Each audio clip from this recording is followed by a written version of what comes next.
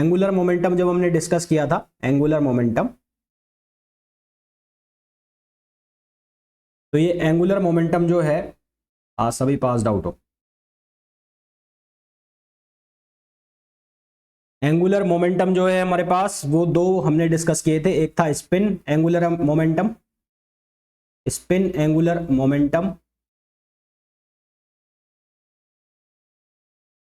और एक था orbital angular momentum. Spin angular momentum और एक था ऑर्बिटल एंगुलर मोमेंटम। इसको हमने लिखा था कैपिटल एस से और इसको हमने लिखा था कैपिटल एल से, ठीक है। इसकी जो वैल्यू थी वो किसके बराबर थी, S equals to small S, S plus 1 H cut, और इसकी वैल्यू थी एल की स्मॉल एल, एल प्लस 1 और एच कट। ये वेक्टर क्वांटिटी है, ध्यान रखना ये वेक्टर क्वांटिटी है और ये स्केलर क्वांटिटी होती है। ये अंदर जो है ये क्वांटम नंबर है, spin angular momentum quantum number, orbital angular momentum quantum number. इसके साथ एसोसिएटेड था एक मैग्नेटिक स्पिन क्वांटम नंबर जिसको हमने कहा था एमएस, जिसकी दो वैल्यू थी प्लस 1/2 और -12, और इसके साथ एसोसिएट था एमएल, एमएल की पॉसिबल वैल्यू थी 2l + 1, और ये कहां से कहां तक था, -l से लेकर और +l तक इसकी वैल्यू लाई कर रही थी। फिर हमने बात की थी टोटल एंगुलर मोमेंटम की। टोटल एंगुलर मोमेंटम जो है वो इन दोनों का वेक्टर सम था ना। टोटल एंगुलर मोमेंटम को हमने लिखा था जे से, और जे था वेक्टर सम किसका, एस और एल का, जिसकी वैल्यू निकल के आई थी हमारे पास स्मॉल जे + 1 अंडर रूट में, और ये बना था एच कट, ठीक। ये जो जे इक्वल्स टू एस + 1 है, एल है, ये एक न्यूक्लियन के लिए है ना, फॉर अ न्यूक्लियन। तो ये जो टोटल एंगुलर मोमेंटम है ये फॉर अ न्यूक्लियन, एक न्यूक्लियन के लिए है ये। अगर मेरे को पूरे न्यूक्लियस के लिए निकालना हो, है ना, total angular momentum of a particular nuclear state, एक पूरी की पूरी न्यूक्लियर स्टेट के लिए निकालना हो, रुको चेक करते हैं, रुको, चल रहा है, प्रॉपर कनेक्शन आ रहा है मेरा, तो सबका रुक गया अभी भी, अब चेक करो,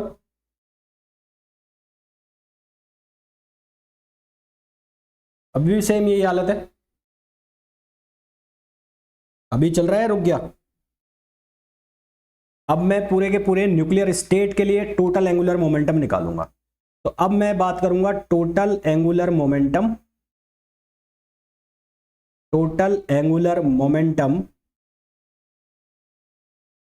of the nuclear state of the nucleus.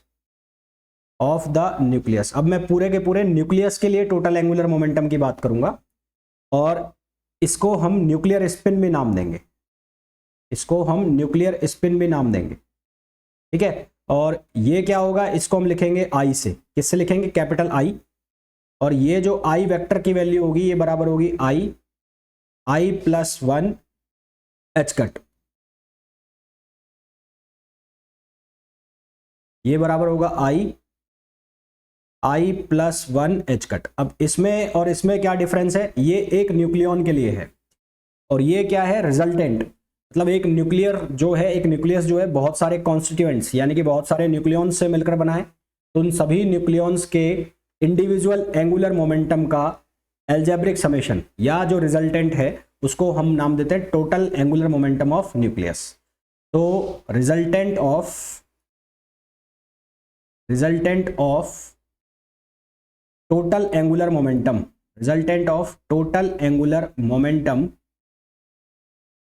Momentum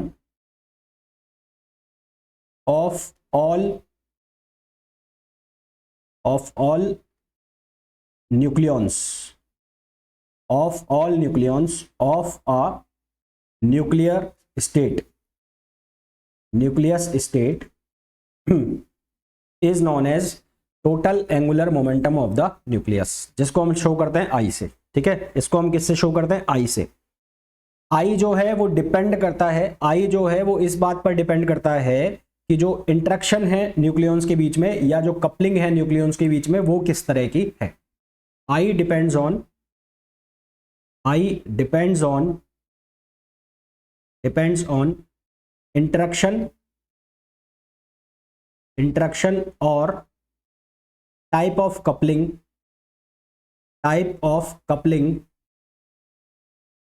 between the nucleons, तो ये इस बात पर डिपेंड करेगी आई की वैल्यू कि जो न्यूक्लियॉन्स हैं उनके बीच में इंटरेक्शन किस तरह का है या उनके बीच में कपलिंग किस तरह की। कपलिंग आगे चल के हम पढ़ेंगे, एटॉमिक कपलिंग में थोड़ा बहुत हम इंटरेक्शन लेंगे, उसका इंट्रोडक्शन लेंगे, जैसे कि आप लोगों ने पढ़ा होगा जे कपलिंग और स्पिन ऑर्बिटल कपलिंग है ना, LS कपलिंग, तो वो किस तरह की कपलिंग है उसके ऊपर आई की वैल्यू डिपेंड करेगी। अब ये जो आई की वैल्यू है ये अलग अलग होती है। अलग अलग होने का मतलब क्या है कि यदि मैं ये बोलूँ ए मतलब एटॉमिक मास, तो यदि एटॉमिक मास की जो वैल्यू है वो इवन है ना, if value of atomic mass is even, तो ये जो आई है, आई की वैल्यू इंटीग्रल मल्टीपल होती है एच कट का, then I is integral multiple of H cut. यदि एटॉमिक मास की जो वैल्यू है वो इवन है, एटॉमिक मास मतलब ए की वैल्यू इवन है, तो जो आई की वैल्यू है वो इंटीग्रल मल्टीपल होती है किसका, एच कट का। सेकंड पॉइंट क्या है, यदि जो ए है उसकी वैल्यू ऑड है, ठीक है, यदि ए जो है उसकी वैल्यू ऑड है, तो इफ वैल्यू ऑफ ए मतलब एटॉमिक मास इज ऑड, यहां पर इवन थी, और यदि ए की वैल्यू क्या हो जाए, ऑड हो जाए, then I is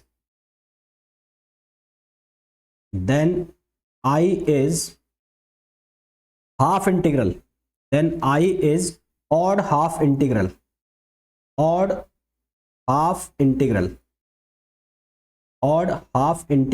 of H cut.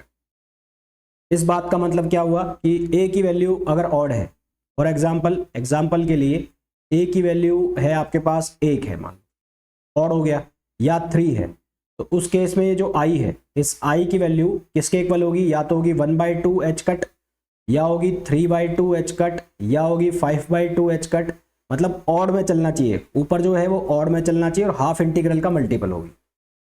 तो यदि ए की वैल्यू इवन हुई तो आई होगा integral multiple of H cut, यदि ए की वैल्यू ऑड हुई तो आई की वैल्यू ऑड हाफ इंटीग्रल होगी, odd half integral of H cut.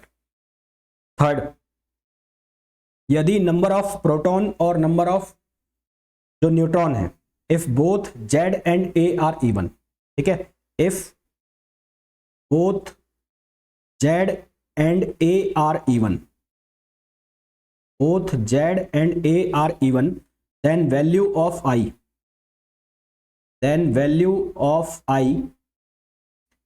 for ground state, ground state मतलब n बराबर 1, ground state is always zero, यदि Z और A दोनों इवन हुए, तो ग्राउंड स्टेट के लिए आई की वैल्यू क्या होगी, 0 होगी, ठीक है, ग्राउंड स्टेट के लिए आई की वैल्यू क्या होगी, 0 होगी। फिर उसके बाद यदि जो ए है, जेड है, यदि नंबर ऑफ प्रोटॉन्स मतलब जेड, ठीक है, तो ऑड हो गए, यानी कि ऑड क्या हो गए आपके पास प्रोटॉन और ऑड ही न्यूट्रॉन हो गए, तो ऑड और ऑड मिलकर ए की वैल्यू क्या दे देंगे, इवन दे देंगे, है ना। अगर मैं बोलूं कि ऑड प्रोटॉन्स है और ऑड ही न्यूट्रॉन्स है, एग्जाम्पल के लिए प्रोटॉन भी 3 हो गए और न्यूट्रॉन भी 3 हो गए, तो दोनों का जो समेशन है वो क्या आ जाएगा, इवन आ जाएगा। तो यहां से ए की वैल्यू क्या मिलेगी, इवन मिलेगी, और ए की वैल्यू इवन मिलेगी तो आई जो होगा वो क्या होगा, इंटीग्रल मल्टीपल ऑफ आई, तो ये वैल्यू क्या होगी, integral multiple of H cut, यदि दोनों में से एक ऑड है और एक इवन है, यानी कि Z ऑड है और N इवन है, तो ए की वैल्यू क्या होगी, ऑड। और यदि एन इवन है और जेड क्या है, ऑड है, तो भी ए क्या होगा, ऑड होगा। तो इस केस में जो आई है वो क्या होगा, odd half integral, odd half integral multiple of H cut, जो कि मैंने पहले भी लिखवाया है। तो यहां से 4-5 चीजें आपकी निकलती है जो आपको याद रखने की होती है आई के लिए। आई मतलब हो गया न्यूक्लियर स्पिन, या इसको आप बोल सकते हो total angular momentum of nucleus. तो यदि एटॉमिक मास की वैल्यू इवन हुई तो आई जो है वो इंटीग्रल मल्टीपल होगा एच कट का। यदि ए की वैल्यू ऑड है तो जो आई होगा वो ऑड हाफ इंटीग्रल होगा, ऑड हाफ इंटीग्रल होगा एच कट का। यदि जेड और ए दोनों इवन है तो ग्राउंड स्टेट पर आई की वैल्यू हमेशा जीरो होगी। यदि प्रोटॉन ऑड नंबर में है, न्यूट्रॉन्स भी ऑड नंबर में है, तो ए हो जाएगा इवन नंबर में, और ए इवन नंबर में हो जाएगा तो आई जो है वो हम पहले भी बात कर चुके हैं, हमेशा इंटीग्रल मल्टीपल होगा एच कट का। यदि जेड ऑड है एन इवन है, या एन इवन है जेड ऑड है, तो जो एटॉमिक मास है वो हमेशा आएगा ऑड। एटॉमिक मास हमेशा ऑड आएगा तो जो आई की जो वैल्यू है हमेशा ऑड हाफ इंटीग्रल होगी एच कट का। ठीक है, ये सीधे सीधे ऑब्जेक्टिव क्वेश्चन है, ये जितने भी चीजें लिखी हुई है सीधे सीधे ऑब्जेक्टिव क्वेश्चन है। यहां तक क्लियर बात।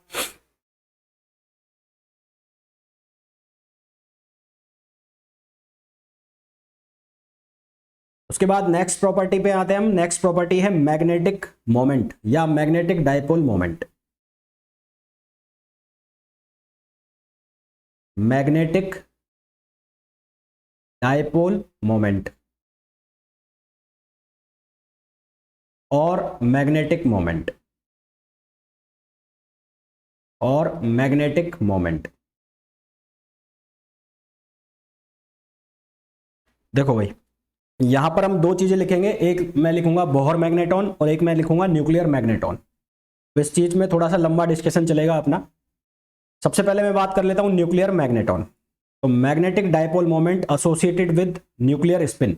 न्यूक्लियर स्पिन का मतलब क्या है, जब भी मैं न्यूक्लियर स्पिन शब्द बोलूंगा, न्यूक्लियर स्पिन, तो न्यूक्लियर स्पिन का मतलब है मैं total angular momentum of the nucleus की बात कर रहा हूं, यानी कि मैं आई की बात कर रहा हूं। तो magnetic dipole moment associated with the nuclear spin,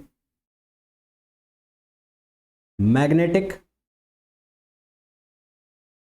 dipole moment associated with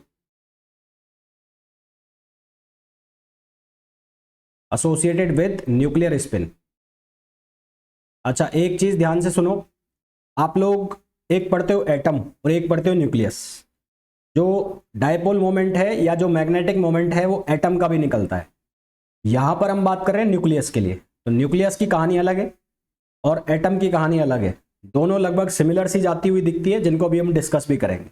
तो magnetic dipole moment associated with nuclear spin, इसको हम लिखते हैं E H cut upon 2mp। E H cut upon 2mp, जहां mp जो होता है rest mass of the proton. mp equals to rest mass of the proton, rest mass of the proton, जिसकी value fix है। और ये जो value है कौन सी क्वांटिटी, ये क्वांटिटी। इस क्वांटिटी में यदि यहां नीचे प्रोटॉन है, यदि यहां पर प्रोटॉन है, तो इस पूरी क्वांटिटी को नाम दिया जाता है न्यूक्लियर मैग्नेटॉन। ये फिर से स्टॉप हो गया, रुको यार, नेट प्रॉब्लम कर रहा है।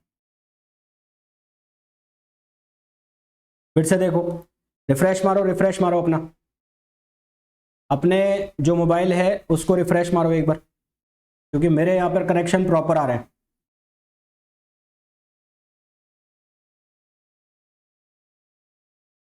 रिफ्रेश मार लो एक बार।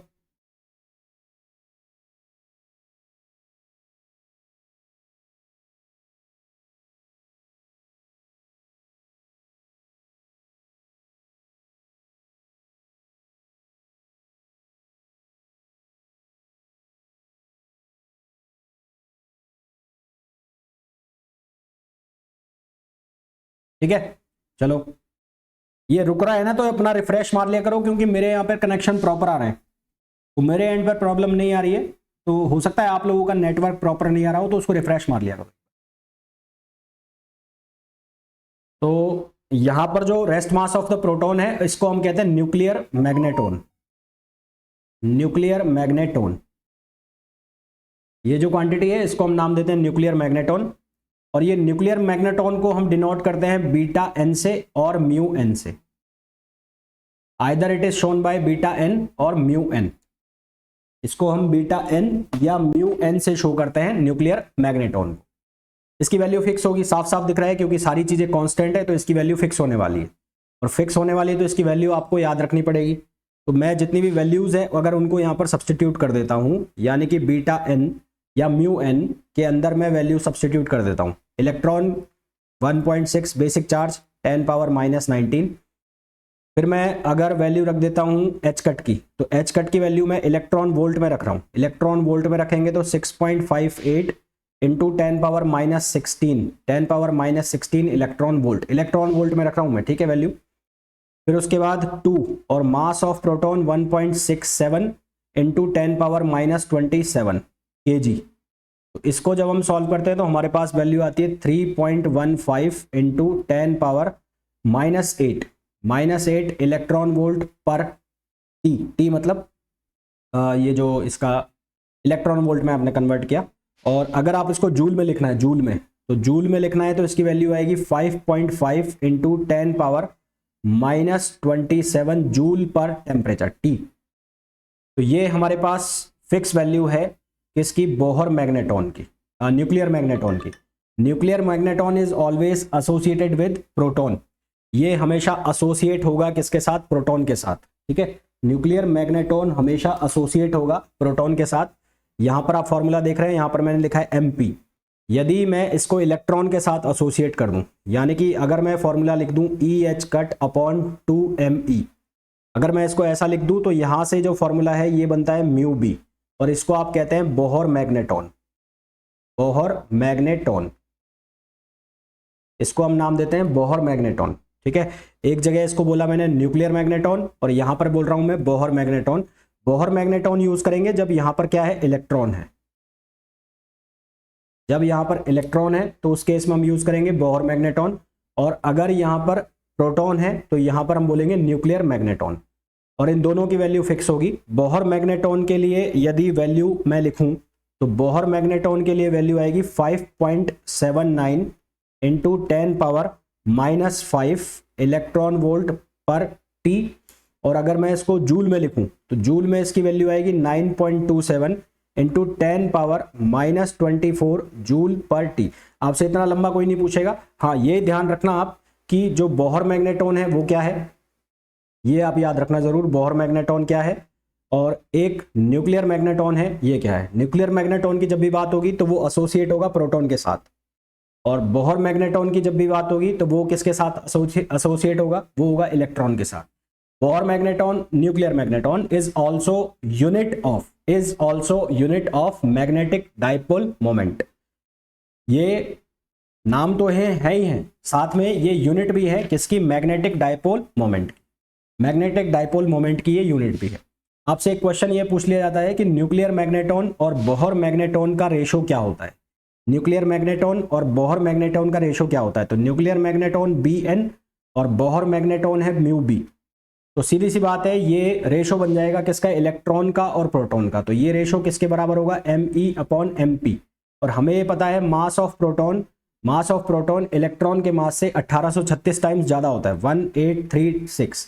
तो ये इसका आंसर आ जाएगा। तो ये सीधा सीधा क्वेश्चन पूछ लिया जाता है आपसे कि यहां से सीधा सीधा ये क्वेश्चन पूछ लिया जाता है कि बोहर न्यूक्लियर मैग्नेटोन और बोहर मैग्नेटोन में क्या रिलेशन होता है। न्यूक्लियर मैग्नेटोन और बोहर मैग्नेटोन में क्या रिलेशन होता है, ये क्वेश्चन आपसे पूछ लिया जाता है। तो यहां पे आ जाएगा 1836, 1836, ठीक है। चलो भाई, अब आगे हम बढ़ते हैं। आगे बढ़े उससे पहले मैं एक चीज डिस्कस करूंगा आप लोगों के साथ, वो है मैग्नेटिक मोमेंट ऑफ एटम। पहले हम डिस्कस करेंगे मैग्नेटिक मोमेंट ऑफ एटम, फिर हम डिस्कस करेंगे मैग्नेटिक मोमेंट ऑफ न्यूक्लियस, दोनों डिस्कस करेंगे। तो पहले हम डिस्कस करेंगे magnetic moment of atom. Magnetic moment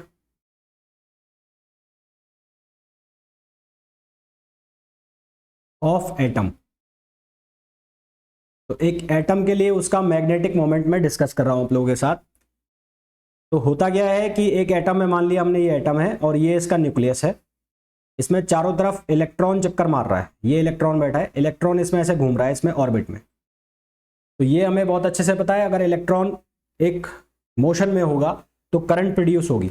electron यदि मोशन में होगा तो करंट प्रोड्यूस होगी, और करंट की डायरेक्शन इलेक्ट्रॉन की डायरेक्शन के हमेशा क्या होती है, ऑपोजिट होती है, कन्वेंशनल डायरेक्शन ऑफ करंट।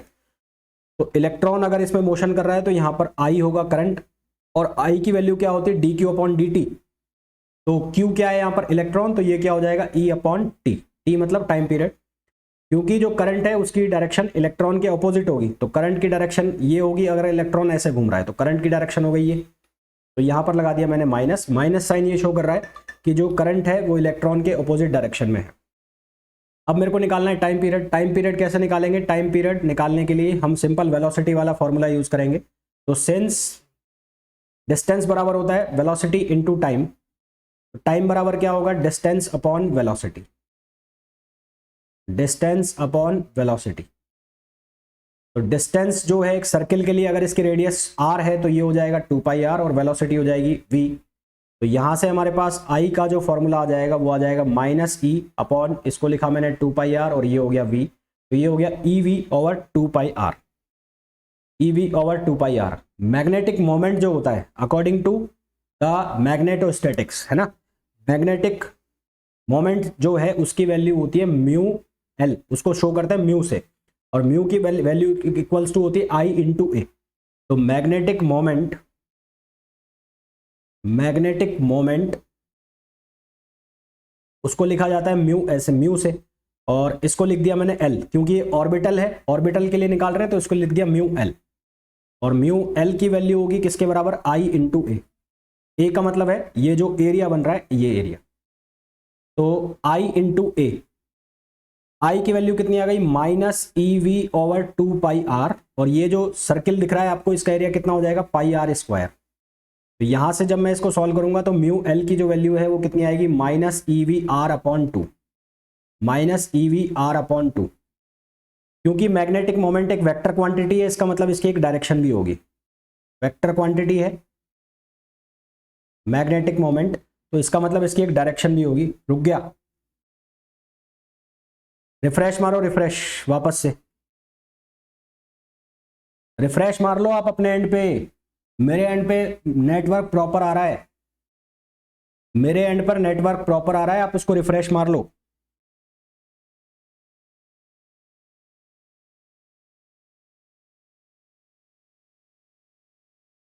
देखो अब सबसे पहले तो मैं कह रहा हूं कि ये वेक्टर क्वांटिटी है, ये वेक्टर क्वांटिटी तो इसकी डायरेक्शन होगी। डायरेक्शन आप कैसे निकालोगे, मैग्नेटिक मोमेंट की अगर आपको डायरेक्शन निकालनी है तो डायरेक्शन कैसे निकालोगे, जैसे कि यहां पर हम बात कर रहे हैं तो करंट के फ्लो की डायरेक्शन है ये, करंट के फ्लो की डायरेक्शन है ये, तो आप क्या करोगे, जिस डायरेक्शन में करंट फ्लो हो रही है उधर आप अपनी फिंगर्स घुमा दोगे ऐसे। तो ये जो फिंगर्स है इनको घुमा दिया ऐसे, कर्ल कर दिया, तो करंट की डायरेक्शन में इसको कर्ल कर दिया, तो अंगूठा यानी कि थंब जिधर पॉइंट आउट करेगा वो क्या होगी, वो डायरेक्शन होगी किसकी, मैग्नेटिक मोमेंट की। तो इस केस में जो मैग्नेटिक मोमेंट की डायरेक्शन है वो अंदर की तरफ जा रही है, तो इसको लिख दिया मैंने ऐसे क्रॉस, तो मैग्नेटिक मोमेंट की डायरेक्शन जा रही है अंदर की तरफ। एक चीज आप लोगों ने पढ़ी है जिसको कहते हैं हम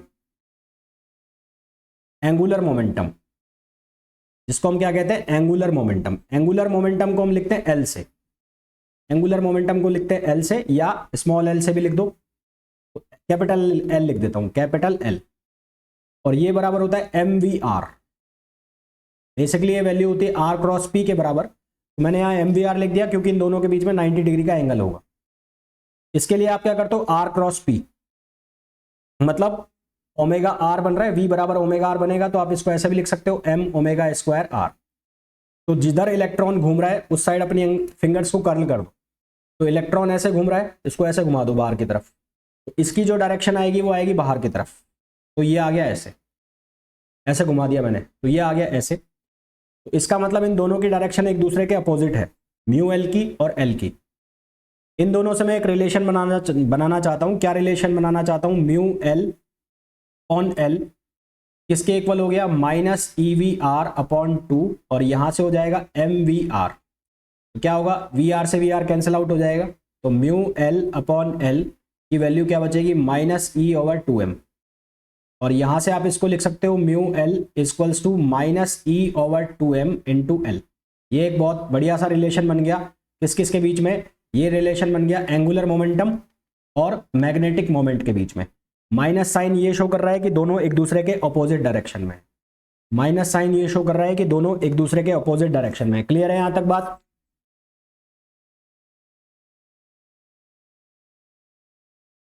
यहां तक बात क्लियर है क्या?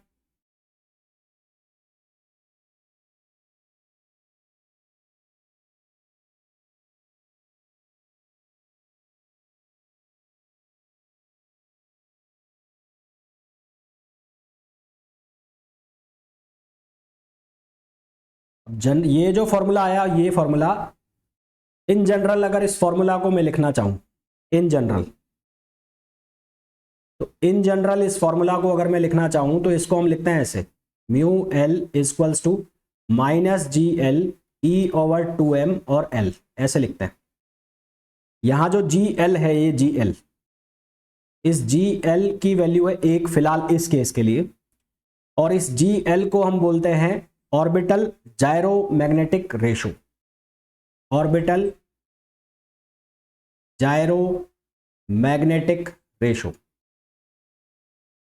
मैग्नेटिक रेशो और फैक्टर, और इसको हम ऐसे भी बोल सकते हैं orbital g factor.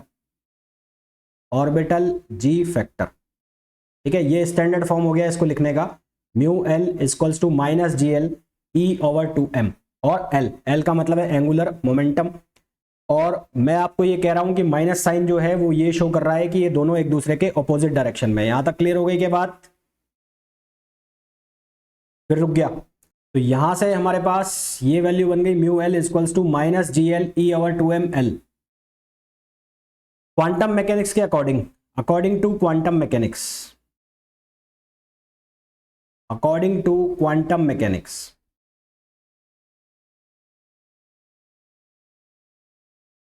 Quantum mechanics के अकॉर्डिंगली एल जो है, एल उसकी वैल्यू किसके इक्वल होगी?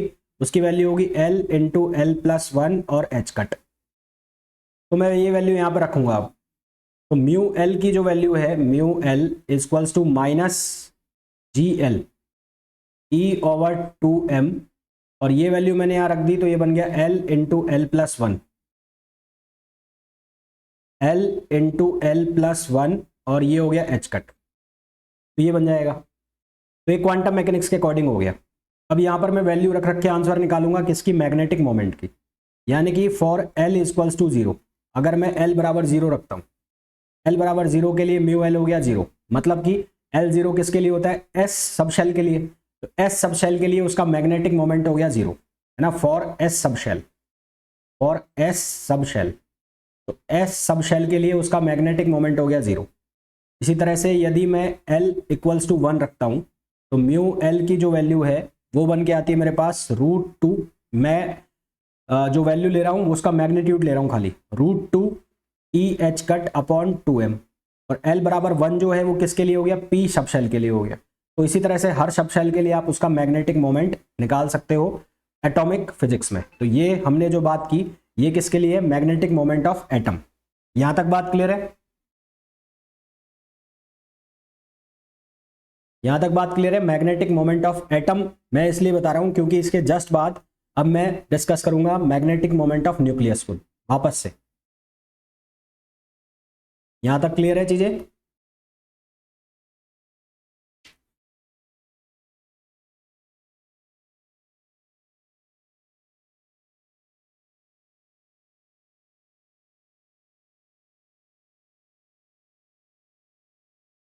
अब देखो, अब मैं बात करूंगा मैग्नेटिक मोमेंट ऑफ न्यूक्लियस या nuclear magnetic dipole moment. Nuclear magnetic dipole moment.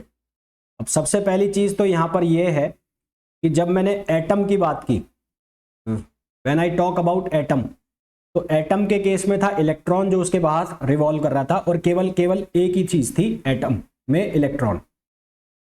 अब जब मैं न्यूक्लियस की बात करूंगा तो न्यूक्लियस के अंदर दो चीजें होंगी, प्रोटॉन भी होगा और न्यूट्रॉन भी होगा। तो यहां पर प्रोटॉन भी है और न्यूट्रॉन भी है, पहली चीज। दूसरी चीज ये आएगी कि प्रोटॉन और न्यूट्रॉन के साथ दो एंगुलर मोमेंटम एसोसिएट होंगे।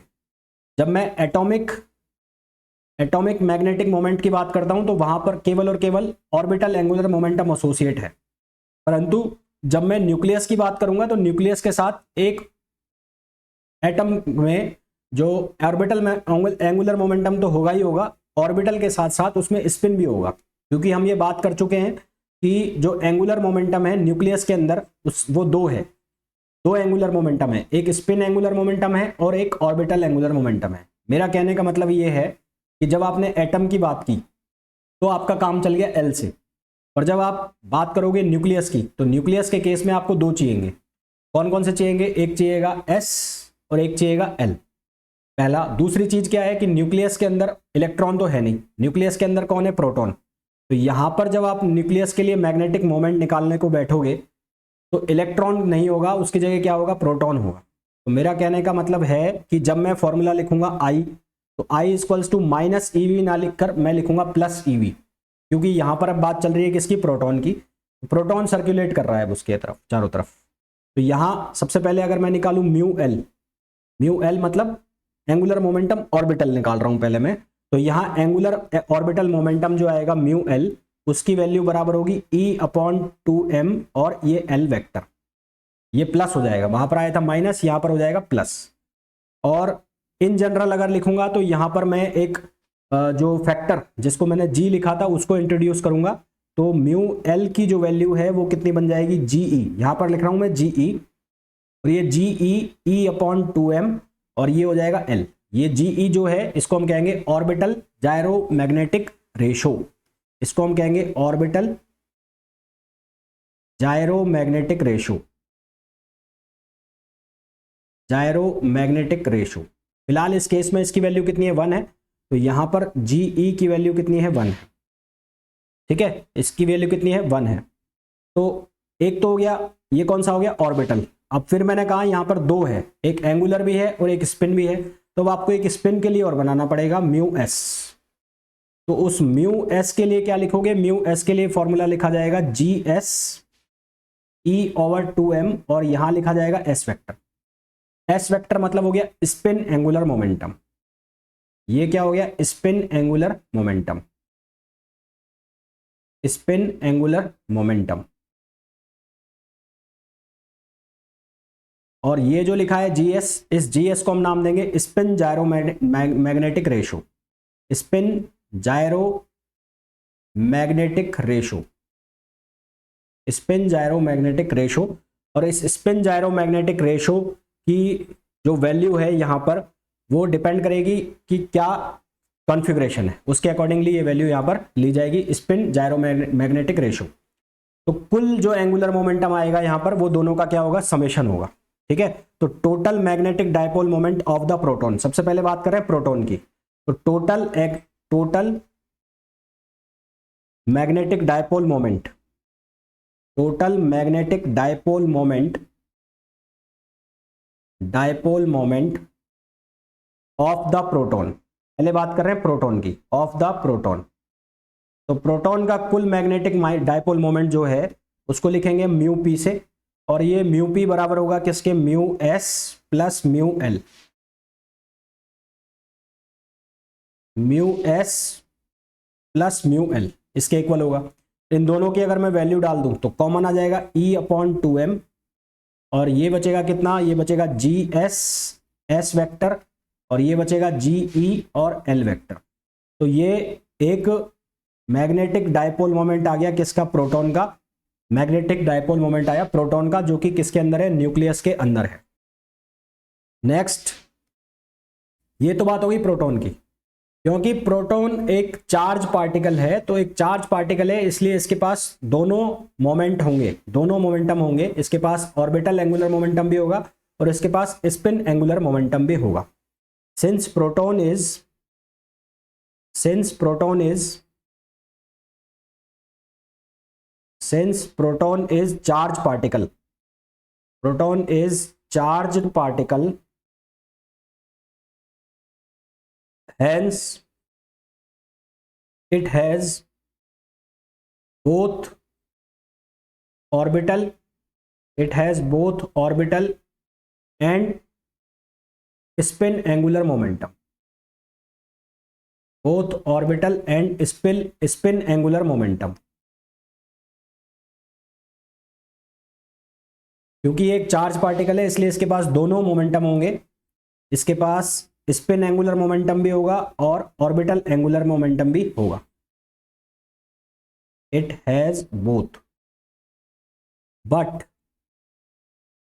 But neutron is अनचार्ज particle, neutron is अनचार्ज particle, neutron is अनचार्ज particle, hence it has only spin angular momentum, spin angular momentum। इसलिए इसके पास केवल कौन सा मोमेंटम होगा, स्पिन एंगुलर मोमेंटम होगा। यानी कि अगर आपको न्यूट्रॉन के लिए डिफाइन करना है तो न्यूट्रॉन के लिए आप डिफाइन करोगे mu S E over 2m, G S भी लगाओ यहां पर,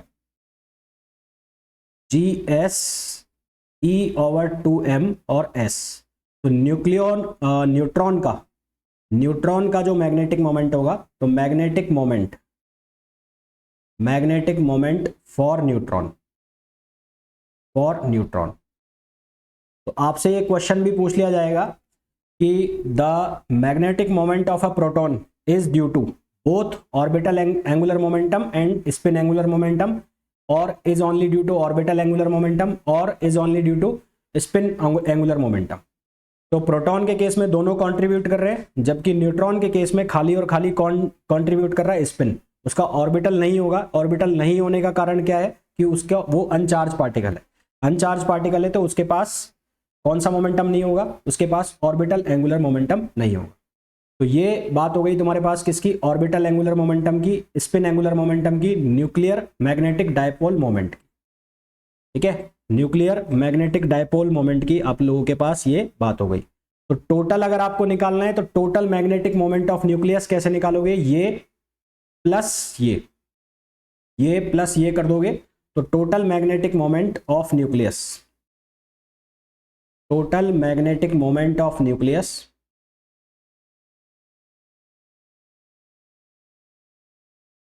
उस केस में आप क्या करोगे, म्यू एन कैपिटल, ये किसके बराबर हो जाएगा, म्यू पी, और ये म्यू एन का मतलब हो गया न्यूट्रॉन का।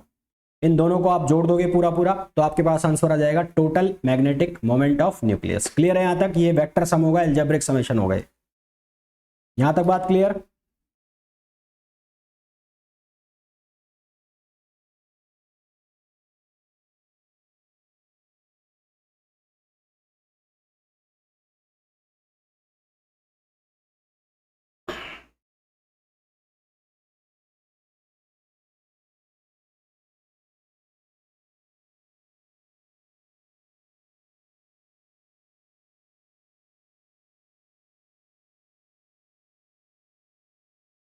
चलो भाई अब आगे डिस्कस करते हैं। तो ये तो बात हो गई कि इसकी magnetic moment of nucleus, magnetic moment of atom. अब हम बात करेंगे next property, quadrupole moment, electric quadrupole moment, electric quadrupole moment, quadrupole moment.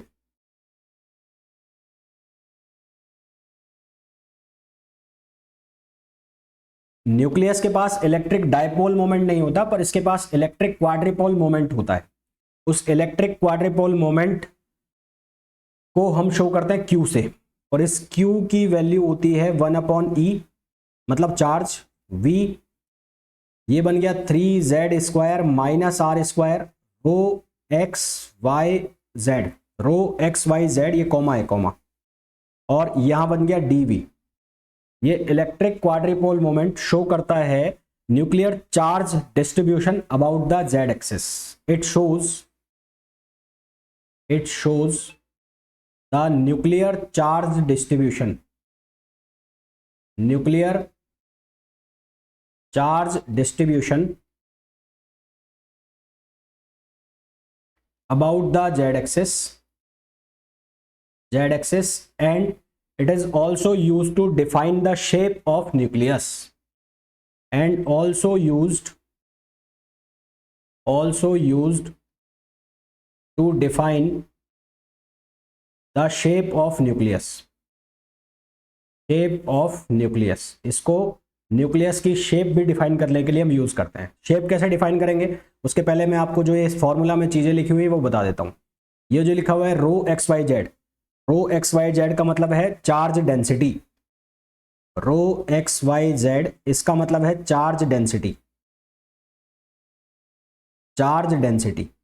यहां जो आर स्क्वायर लिखा है, आर स्क्वायर का मतलब है x square plus Y square plus Z square. R square जो लिखा है इसका मतलब है x square plus Z square plus X square plus Y square plus Z square. ठीक है, अगर मैं ये वैल्यू रख देता हूं यहां पर आर की वैल्यू, ये वाली X square plus Y square plus Z square, ये वैल्यू रख दूं और मैं ये कह दूं कि एक स्फेरॉइड है, मैं ये कह दूं कि ये एक एलिप्सॉइड है। एलिप्सॉइड के लिए X square plus Y square upon ए square plus Y square Z square upon B square बराबर हो जाता है 1। ठीक है, फॉर यूनिफॉर्मली चार्ज्ड यूनिफॉर्मली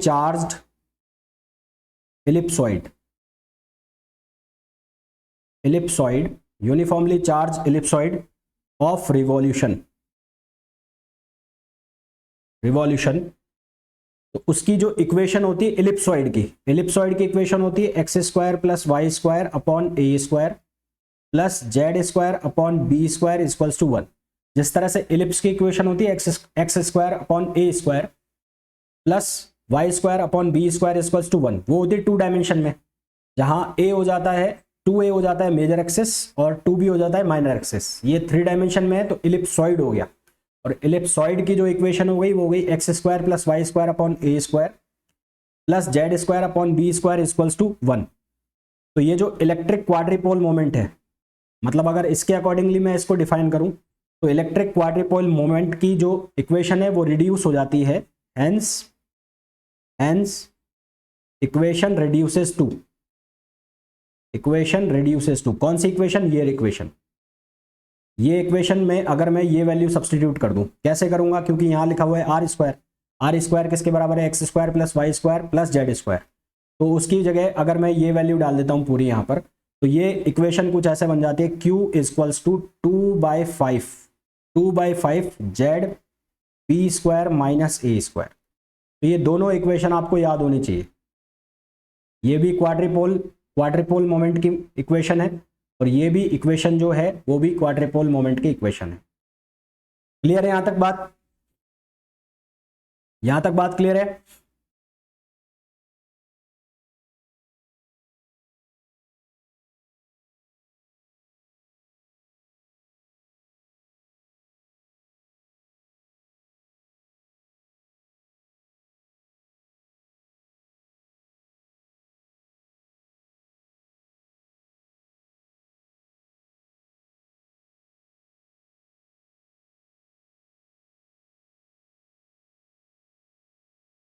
देखो अब देखो आप, मैं इस फॉर्मूला का यूज कर रहा हूं, इस फॉर्मूला का।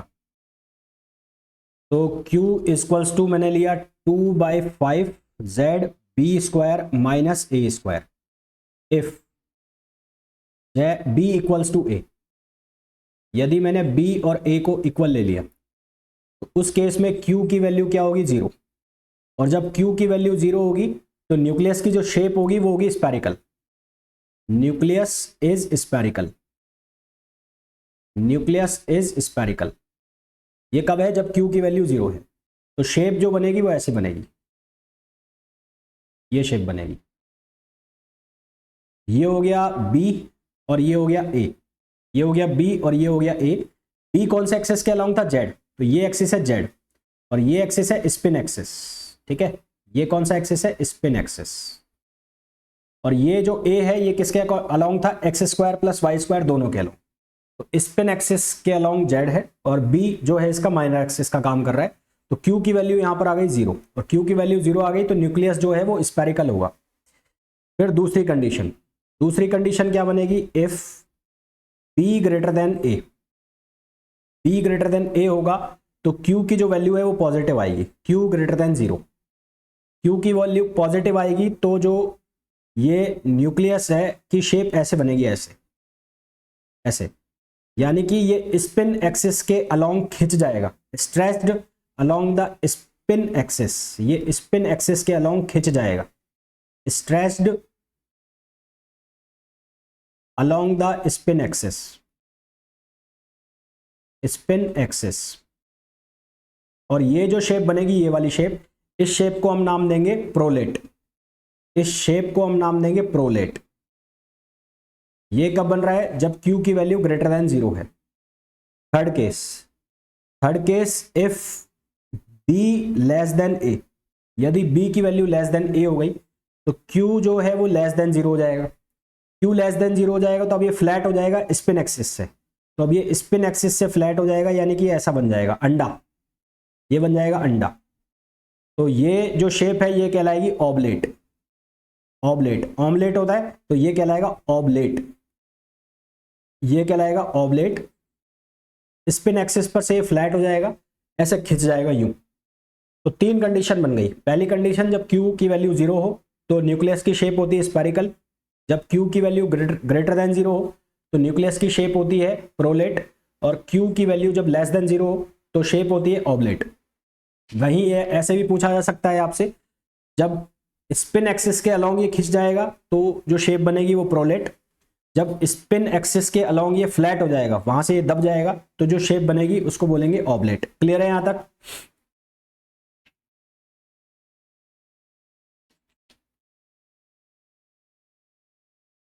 बोलिए भाई, क्लियर है यहां तक?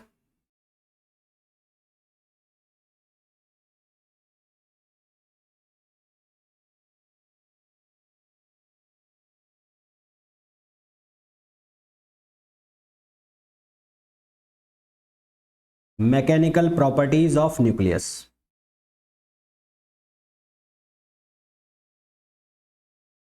Wave mechanical properties of nucleus में 3 चीजें आएंगी।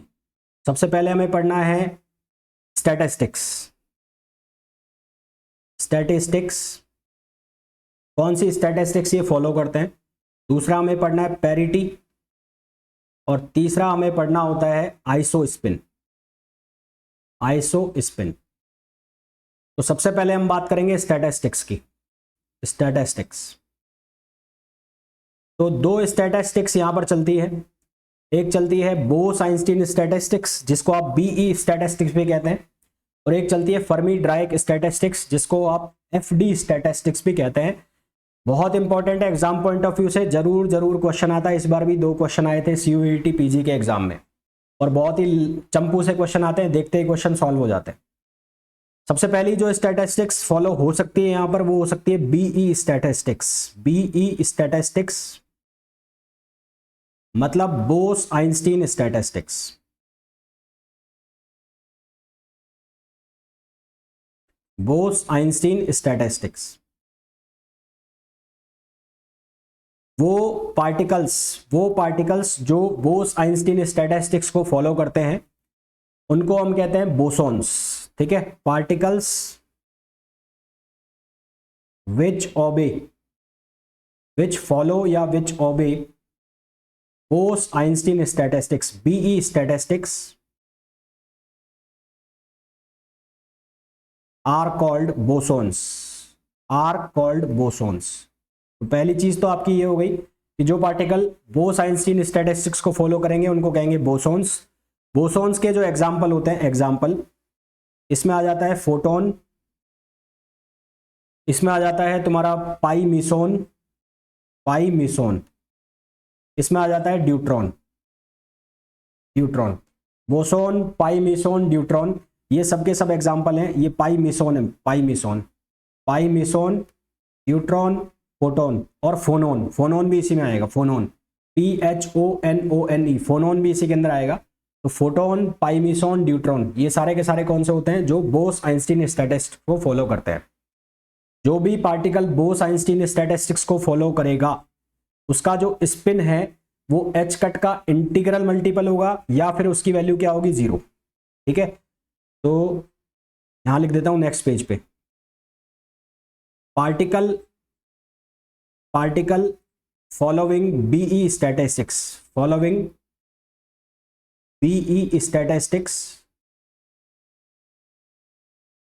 हैज 0 और इंटीग्रल मल्टीपल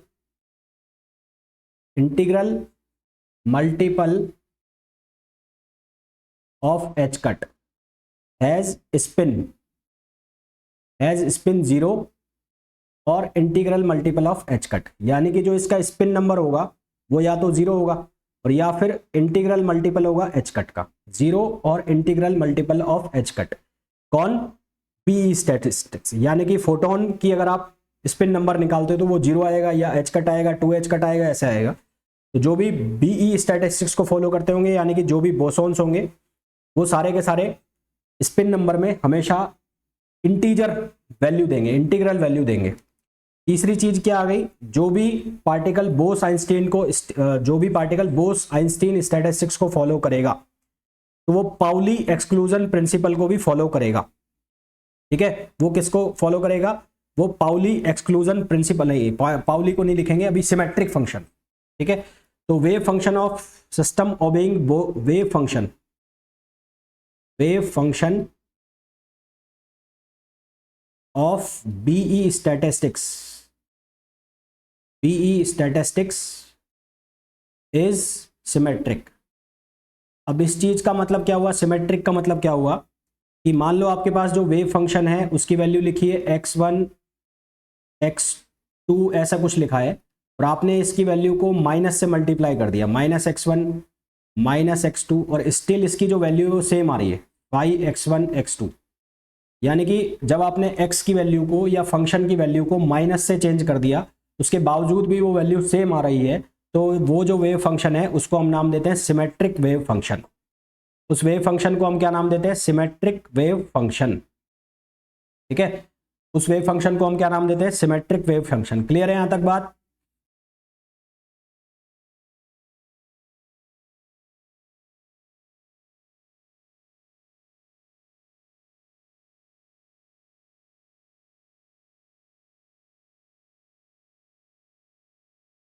बोलो भाई, यहां तक क्लियर है?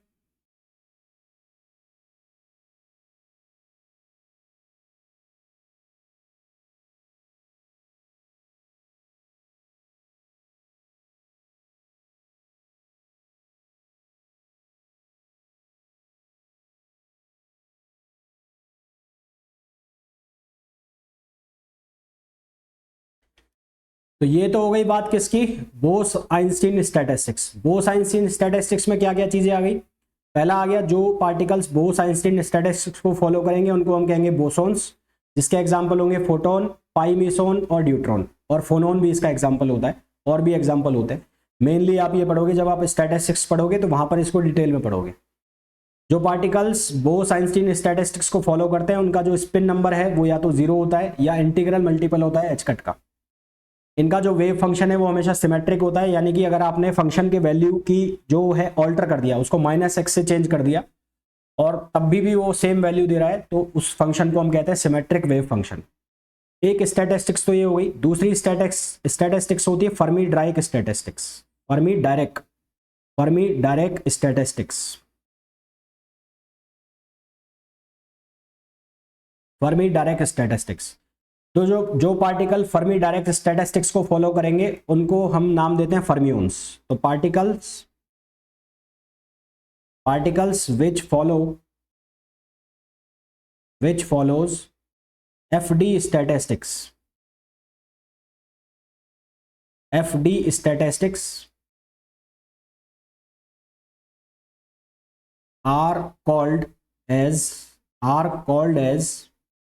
fermions। तो ऐसे पार्टिकल्स को हम नाम देते हैं फर्मियोन्स। इनका जो स्पिन नंबर होता है वो हाफ इंटीग्रल होता है एच कट का। Half integral of H cut. ठीक है, इनका जो स्पिन नंबर होता है वो हमेशा हाफ इंटीग्रल या और n+1/2 H cut, half integral और n+1/2 ऑफ एच कट, इस तरह से इसका स्पिन नंबर लिखा जाता है। दूसरी चीज हो गई है। तीसरी चीज ये हो गई, ये है सिमेट्रिक, इनका जो वेव फंक्शन होता है वो एंटी सिमेट्रिक होता है। Wave function is anti symmetric. Anti symmetric का मतलब क्या हुआ कि यदि इनमें वैल्यू रखी जाएगी माइनस, यानी कि वेव फंक्शन की वैल्यू को माइनस से रिप्लेस किया जाएगा तो ये माइनस वैल्यू दे देंगे। मतलब यहां पर साई x1 x2 जो आपने लिखा है इसके साथ माइनस लगाते तो ये माइनस में आंसर दे देता। तो इसको हम बोलते हैं एंटी सिमेट्रिक। क्लियर है यहां तक बात?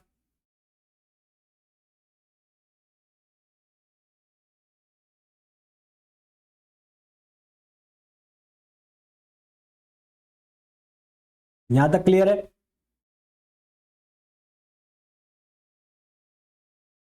फिर यहां पर मैं एक इंपॉर्टेंट पॉइंट बनाकर लिख रहा हूं यहां पर,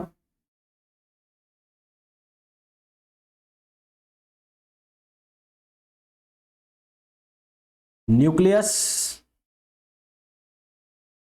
with even a, nucleus with even a will follow, nucleus with even a follows BE statistics। ऐसे न्यूक्लियस जिनका एटॉमिक मास नंबर इवन होता है वो BE स्टैटिस्टिक्स फॉलो करते हैं, और ऐसे न्यूक्लियस जिनका एटॉमिक मास नंबर ऑड होता है वो FD स्टैटिस्टिक्स फॉलो करते हैं। Nucleus with odd A, nucleus with odd A follows FD statistics, वो FD स्टैटिस्टिक्स फॉलो करते हैं।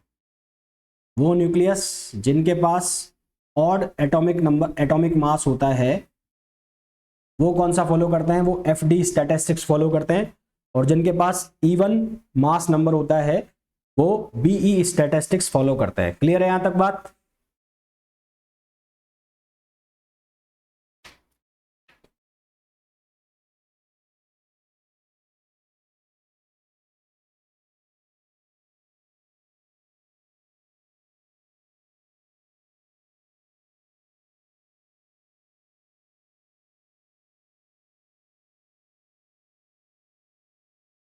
चल रहा है क्या? नहीं चल रहा है? रुक गया?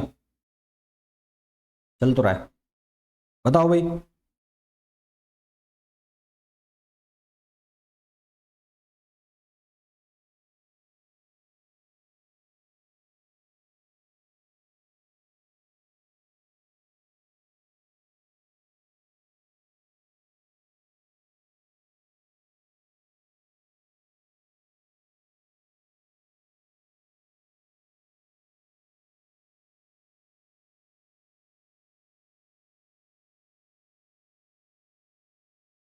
FD के एग्जाम्पल हो गए इलेक्ट्रॉन, प्रोटॉन, न्यूट्रॉन, ये सारे FD के एग्जाम्पल है। लिख देता हूं मैं एग्जाम्पल, प्रोटॉन, इलेक्ट्रॉन, न्यूट्रॉन, इन सभी का स्पिन नंबर हाफ है। तो ये सारे के सारे एग्जाम्पल्स हो गए इसके FD के एग्जाम्पल हो गए।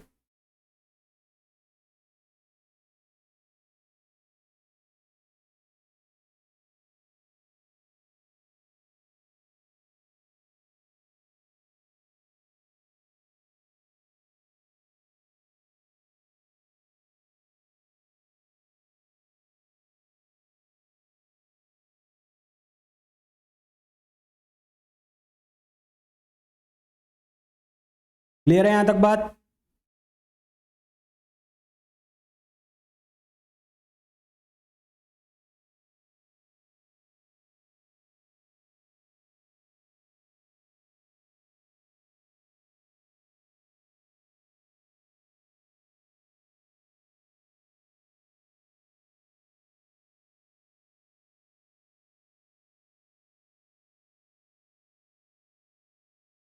एक और नोट लिख लेते हैं। BE स्टैटिस्टिक्स जो है नहीं, प्रोटॉन कहाँ आएगा दोनों में, एक में आएगा प्रोटॉन। फोटोन है, फोटोन है, फोटोन, ये फोटोन है, फोटोन, प्रोटॉन नहीं है, फोटोन। फोटोन एंड फोनोन ये अलग है। प्रोटॉन आएगा एफडी में, प्रोटॉन इलेक्ट्रॉन न्यूट्रॉन। बी के लिए एक और चीज है कि ये पाउली एक्सक्लूजन प्रिंसिपल को फॉलो नहीं करती। It does not follow Pauli exclusion principle. Pauli exclusion principle, ये पाउली एक्सक्लूजन प्रिंसिपल को फॉलो नहीं करते, जबकि जो एफडी है वो पाउली एक्सक्लूजन प्रिंसिपल को फॉलो करती है। Follow Pauli exclusion principle, Pauli exclusion principle, ये पाउली एक्सक्लूजन प्रिंसिपल को फॉलो करती है और ये पाउली एक्सक्लूजन प्रिंसिपल को फॉलो नहीं करते। तो इसमें बहुत सारे क्वेश्चन बन सकते हैं आपके। जैसे एक क्वेश्चन ये बन गया कि वो पार्टिकल्स जो बी स्टैटिस्टिक्स को फॉलो करते हैं उन्हें क्या कहते हैं, उन्हें कहते हैं बोसोन्स। इनके एग्जाम्पल कौन कौन से होते हैं, फोटोन, फोनोन, पाई मीसोन, न्यूट्रॉन, ये सब एग्जाम्पल होते हैं बी स्टैटिस्टिक्स के। फिर इनका जो स्पिन नंबर होता है वो या तो 0 होता है या इंटीग्रल मल्टीपल होता है एच कट का। फिर ये पाउली एक्सक्लूजन प्रिंसिपल को फॉलो नहीं करते, नहीं करते ये नहीं, ठीक है। और जितने भी न्यूक्लियस है जिनका एटॉमिक मास इवन होता है, जितने भी न्यूक्लियस है जिनका एटॉमिक मास इवन होता है वो सारे के सारे बी स्टैटिस्टिक्स को फॉलो करते हैं। इनका वेव फंक्शन सिमेट्रिक होता है। फर्मी डायराक स्टैटिस्टिक्स वो होते हैं जो फर्मियोन्स होते हैं। फर्मियोन्स में आएगा प्रोटॉन, इलेक्ट्रॉन, न्यूट्रॉन, ये सारे फर्मियोन होते हैं। इनका जो स्पिन नंबर होता है या तो हाफ होता है integral multiple of H cut का, half multiple of H cut, या फिर n+1/2 एच कट। एन की वैल्यू 0, 1, 2, 3 कुछ भी रख सकते हैं। इसका जो वेव फंक्शन है वो एंटी सिमेट्रिक होता है। ये पाउली एक्सक्लूजन प्रिंसिपल को फॉलो करते हैं। जो भी न्यूक्लियस जिनके एटॉमिक मास ऑड है, जो भी न्यूक्लियस जिनके एटॉमिक मास ऑड है वो सभी के सब एफडी स्टैटिस्टिक्स को फॉलो करते हैं, ठीक है। तो ये सारे के सारे क्वेश्चंस बन सकते हैं और बने भी हैं, आते भी हैं क्वेश्चन। तो वेव मैकेनिकल प्रॉपर्टीज में पहला हमारा होता है स्टैटिस्टिक्स, जो कि हमने कर लिया। फिर आएगा इसके बाद पैरिटी, और फिर आएगा इसके बाद आइसोस्पिन। तो कल मोस्ट प्रोबेबली ये खत्म की, मतलब ये जो फर्स्ट चैप्टर हमारा न्यूक्लियर प्रॉपर्टीज ये ऑलमोस्ट फिनिश हो जाएगा कल की डेट में। फिर उसके बाद हम आगे डिस्कस करेंगे जो रेडियो एक्टिविटी है, रेडियो एक्टिविटी को डिस्कस करेंगे, और देन उसके बाद हम डिस्कस करेंगे न्यूक्लियर रिएक्शंस। इतना ही है तुम्हारे सिलेबस में, बहुत ज़्यादा सिलेबस में है नहीं तुम्हारे। क्लियर है यहाँ तक बात?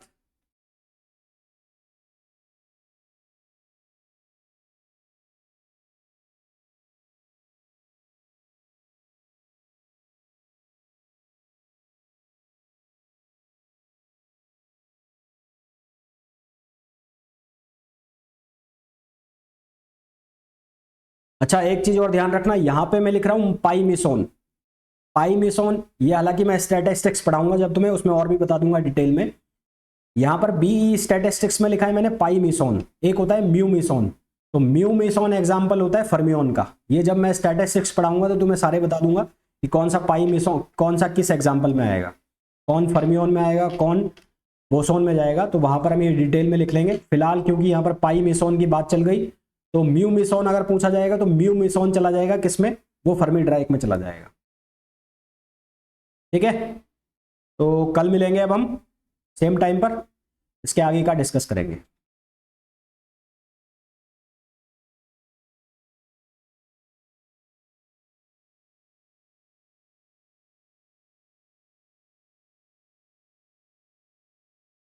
Okay then.